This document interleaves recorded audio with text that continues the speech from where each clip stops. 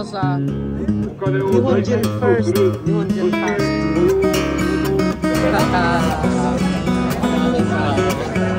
Gusto magpa-picture doon. Ayan.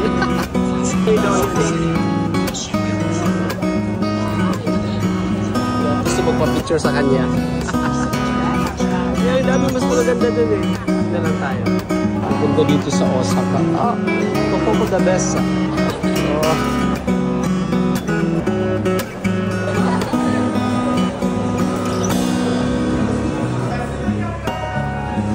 This is a shooting guy. Sobrang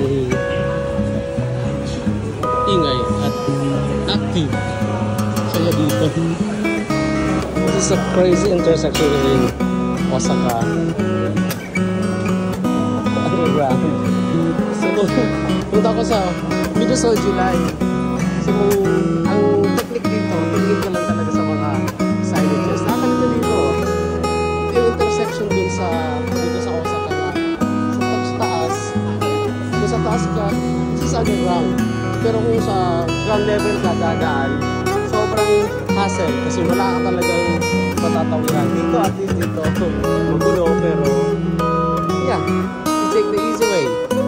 Napunta ako sa Midosoji Line. So hinahanap ko na lang yung mga labels ng karatula. Ayun. So kita ko naman, red naman kaagad yung Midosoji Line.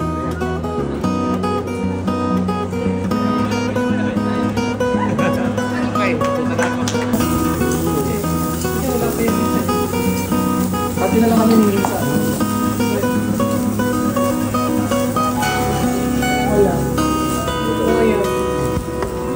oh, thank you.